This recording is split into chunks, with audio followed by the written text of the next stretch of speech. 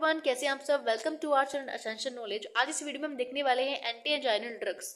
इसी just previous video में हमने थोड़ा सा इंट्रोडक्शन के बारे में बात की थी, देन पैथोफिजियोलॉजी हमने देखी थी एंजाइना पेक्टोरस की, देन ट्रीटमेंट के बारे में बात की थी। सो आज हम देखने वाले हैं क्लासिफिकेशन ऑफ ड्रग्स। तो सबसे पहले हम देखते हैं नाइट्रेट्स। नाइट्रेट्स का यहाँ पे जो ड्रग्स हैं वो जैसे इसमें नाइट्रोग्लिसराइड्स हो गया, आइसोसोर्बाइड डाइनाइट्रेट हो गए, आइसोसोर्बाइड मोनोनाइट्रेट हो गए।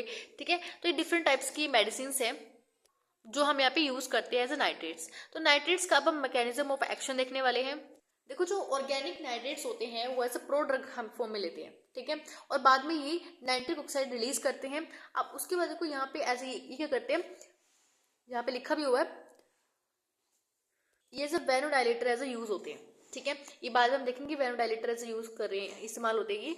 अब देखो उसके बाद ये एज अ रिड्यूस करते हैं प्रीलोड और आफ्टर लोड। ये रिड्यूस प्रीलोड और आफ्टर जो लोड होता है हार्ट में वो उसको रिड्यूस करते हैं। ठीक है, अब देखो यहाँ पर मैकेनिज्म ऑफ एक्शन की अगर हम बात करें तो नाइट्रेट्स जो हैं, जब हम नाइट्रेट्स लेते हैं तो सिंपल क्या होता है, जब मैं आपको रफ कॉपी में आपको बताती हूँ। देखो यहाँ पर क्या होता है, जब हमने नाइट्रेट लिया, नाइट्रेट सेल में जाएगा और ये फर्दर जाके नाइट्रिक ऑक्साइड में यहाँ पे रिलीज हो जाएगा। ठीक है, तो ये नाइट्रिक ऑक्साइड में सेल में जाके यहाँ पे इस फॉर्म में भी आएगा भी। तो इस फॉर्म में आने के लिए जो कुछ मेडिसिन होती हैं, तो यहाँ पे डिफरेंट एंजाइम्स के थ्रू नाइट्रिक ऑक्साइड में यहाँ पे रिलीज हो जाएगा। ठीक है, अब यहाँ पर जो सेल्स मेम्ब्रेन्स पे क्या होता है, जीसी लगा होता है। ठीक है, जिसको फुल फॉर्म होती है ग्वाइनाइन, यहाँ पे ग्वाइनाइन साइक्लेज इसकी फुल फॉर्म होती है। अब ये नाइट्रिक ऑक्साइड जो है इसको यहाँ पे जीटीपी से सीजीएमपी में कन्वर्ट कर देगा। अब जब सीजीएमपी का जो अमाउंट है वो जब स्टिमुलेट हो जाएगा सीजीएमपी, तो जो सीजीएमपी है ये क्या करता है, यहाँ पर प्रोटीन काइनेज जो हमारे पास प्रोटीन काइनेज जी जो होता है इसको यहाँ पे एक्टिवेट कर देगा। ठीक है, जो सीजीएमपी है ये प्रोटीन काइनेज जो जी होता है इसको एक्टिवेट करेगा। और ये प्रोटीन काइनेज जो ये हमारे पास जी है ये फर्दर क्या करता है, स्मूथ मसल्स में अगर आपने मसल्स पढ़ी है उसमें एक्टिन और मायोसिन अगर आपने देखा है, अपने एक्टिन मायोसिन नहीं देखा तो आपको मसल्स वाला लेक्चर आपको देखना पड़ेगा पहले। ठीक है, मसल्स के बारे में आपको पता होना चाहिए कि एक्टिन मायोसिन क्या होता है। तो यहाँ पर अगर आपको पता है मसल्स में एक्टिन मायोसिन क्या होते हैं तो आपको पता होना चाहिए एक्टिन मायोसिन यहाँ पे स्लाइड्स करते हैं। ठीक है, इसमें इसकी पूरी प्रोसेस होती है, मैं आपको यहाँ पे नहीं बता सकती हूँ, बस आपको एक्टिन और मायोसिन के बारे में पता होना चाहिए। ठीक है, अगर आपको पता है वेल डन, अगर नहीं पता तो प्लीज़ एक बार जाके वीडियोस देखो, पता करो क्या होता है मायोसिन एक्टिन क्या होते हैं। ठीक है, अब मेन चीज़ क्या है, जो ये आपके पास प्रोटीन काइनेज जी है ये क्या करता है, ये एक एंजाइम होता है MLCK जो होता है माइसिन लाइट चेन काइनेज। अब इसकी फुल फॉर्म में आपको यहाँ पे पूरे दिखाने वाली शॉर्ट फॉर्म में। ठीक है, तो जो हमारे पास प्रोटीन काइनेज जी जो है इस एंजाइम को यहाँ पर डिपोलराइज करा देगा। ठीक है, तो यहाँ पे सॉरी डी फॉस्फेट यहाँ पे हो जाएगा। ये अभी मैं आपको दिखाऊंगी ये एंजाइम जब डी फॉस्फेट हो जाएगा तो ये आगे कोई फंक्शन शो नहीं कर पाएगा। तो माइसिन और जो हमारे पास एक्टिन होता है उसकी स्लाइडिंग भी नहीं होगी हमारी। ठीक है, अब जब उसकी स्लाइडिंग नहीं हो पाएगी तो हमारी मसल्स जो है वो बिल्कुल यहाँ पे रिलैक्स रहेगी, तो स्मूथ मसल जो है हमारी वो रिलैक्स रहेंगी। ठीक है, अब स्मूथ मसल रिलैक्स मीन्स कि वो एज अ वैसो डायलेटर यहाँ पे ऐसे काम कर रही है। ठीक है, तो जो हमारी मसल्स जो हमारी वेसल्स हैं वो क्या होंगी, डायलेट हो जाएंगी, डायलेट रहेंगी। तो क्या होगा, क्योंकि ऑब्वियस सी बात है यहाँ पर जो हमारा हार्ट है उसके पास अच्छे से ऑक्सीजन की सप्लाई नहीं हो पा रही थी, ब्लड नहीं जा पा रहा था, क्योंकि यहाँ पर जो हमारे पास ये वेन्स जो आर्टरीज हैं उनके अंदर यहाँ पर बिल्कुल क्या हो गया था, ऐसे ये नैरो हो गई थी, इस वजह से यहाँ पे ब्लड सप्लाई नहीं हो रही थी। अगर इसको हम डायलेट कर देते हैं यहाँ से तो क्या होगा, ब्लड की सप्लाई अच्छी होगी।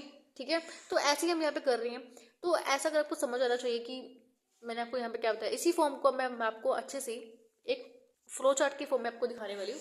अब देखो यहाँ पर सेम वही है, यहाँ पर देखो नाइट्रेट जब हमने लेते हैं, नाइट्रेट्स जो होते हैं यहाँ पर स्मूथ मसल्स के अंदर, स्मूथ मसल्स के जो सेल्स होते हैं तो ये डीनाइट्रेटेड होंगे पहले तो। ठीक है, देखो मैंने यहाँ पे आपको डीनाइट्रेट करके दिखाया इसको। उसके बाद देखो यहाँ पर रिलीज करेंगे नाइट्रिक ऑक्साइड, तो नाइट्रिक ऑक्साइड भी हमने यहाँ पे रिलीज किया। ठीक है, नाइट्रिक ऑक्साइड रिलीज करने के बाद यहाँ पर जो नाइट्रिक ऑक्साइड है ये फर्दर क्या कर रहे हैं, इस जीसी को यानी जो हमारे पास ग्रेनुल जो साइक्लेज है उसको स्टिमुलेट कर रहे हैं। ठीक है, तो नाइट्रिक ऑक्साइड ने इसको स्टिमुलेट किया। देन जब इसने एक स्टेप यहाँ पे नहीं दिया आपको, जो मैंने आपको बताया था अभी, पी की जी, यानी यहाँ पर बस प्रोटीन काइनेज जो जी है, प्रोटीन काइनेज जो जी होता है, ये आगे जाके एक्टिवेट होता है। जब ये एक्टिवेट होगा तो फर्दर MLK जो है ये वाला एंजाइम, इसको ये क्या करता है, इंक्रीज करता है, सॉरी यहाँ पे डीफॉस्फोराइलेशन करता है। अब देखो यहाँ पर क्या होगा, जब स्टिमुलेट होने के बाद तो यहाँ पे जो कैंप है इंक्रीज हो जाता है।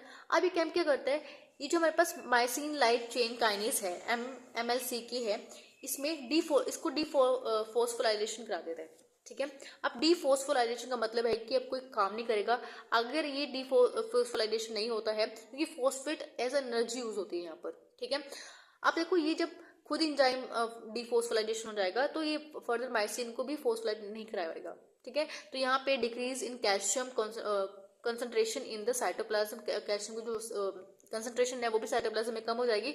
ऑब्वियस सी बात है, जब कैल्शियम ही यहाँ पे डिक्रीज हो जाएगा तो यहाँ पे जो हमारी स्मूथ मसल फाइबर्स हैं, वेस्कुलर स्मूथ मसल फाइबर्स हैं, वो भी रिलैक्स हो जाएंगी। तो एंड हमारा क्या होगा, यहाँ पे एज अ वेनोडाइलेटर एज अ काम करेंगे। समझ आया? ठीक है, तो हमारी जो वेसल्स हैं वो भी डायलेट हो जाएंगी और सिंपली क्या होगा, जो ब्लड का फ्लो है वो भी बढ़ जाएगा। ठीक है, लेकिन यहाँ पर एक इम्पॉर्टेंट पॉइंट भी है, हमारे पास इस CGMP जो होता है, हमारे पास CGMP, यहाँ पर हम एक तरह की मेडिसिन होती हैं जिसको हम PDE5 इनिबिटर्स बोलते हैं। PDE जो 5 इनिबिटर्स होते हैं वो हम नहीं देते इसके साथ। इसका जो मेन फंक्शन है, इसका जो रोल है, ठीक है, वो आपको मुझे बताना है कमेंट में। अगर आपको पता है वेल डन, अगर आपको नहीं पता तो प्लीज़ हमें कमेंट में बताना कि आपको पता है नहीं पता। अगर आपको पता है तो प्लीज़ इसका आंसर हमें बताना। ठीक है, ये आपको क्वेश्चन है, बहुत इंपॉर्टेंट क्वेश्चन है और ये अगर आपको नहीं होगा पता होगा तो मैं आपको इसके लिए मैं एक वीडियो आपको बनाकर दे दूंगी। ठीक है, सो आज के लिए इतना ही and thank you for watching this video. Have a nice day.